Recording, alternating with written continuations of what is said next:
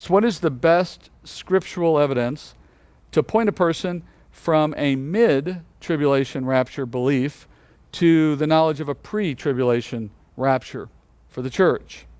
Well, many people would give you a bunch of scripture, right? They'd tell you, well, 2 Thessalonians chapter 4, 1 Thessalonians chapter 1. They'd tell you about Matthew 24, and so on and so forth. Those are good places to go. They certainly do teach a pre-tribulation rapture. But I find it more compelling to talk about things that are a little bigger, more structural.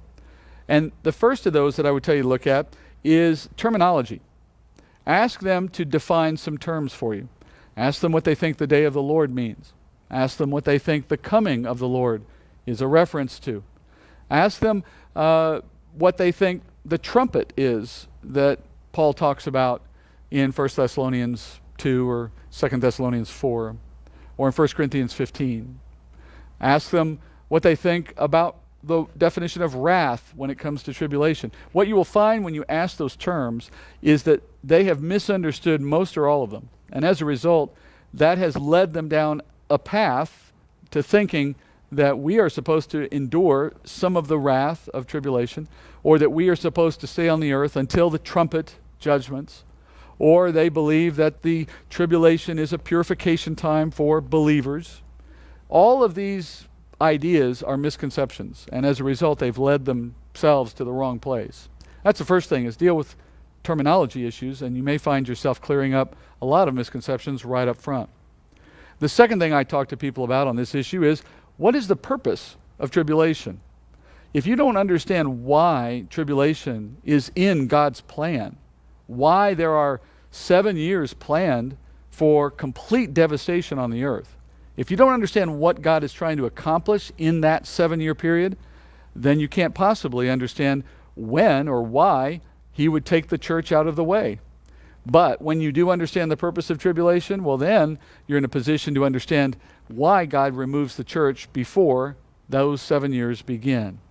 And there are some other things that I could point you to that would be helpful in understanding what it is that God is doing in that time, and it would help someone else also understand that time better. But I think it's enough to say that much of what we face in terms of these disagreements within the body comes down to, for lack of a better term, ignorance.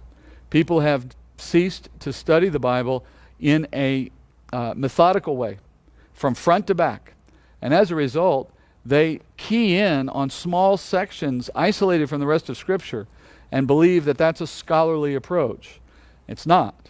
It's much like the old poem about 6 blind men and an elephant, which you may have heard of. It's an Indian poem, not American Indian, but Indian.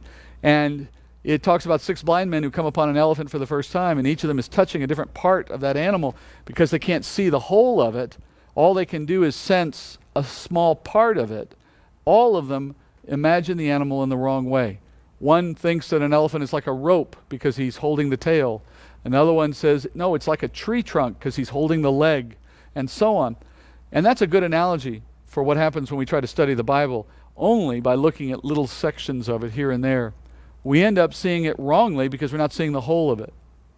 One last thing I'd say on that question is, there are pictures, illustrations in the Old Testament of the rapture, including its timing, that if you see those pictures, they help reaffirm that you're on the right track when you look at the New Testament discussions of the rapture.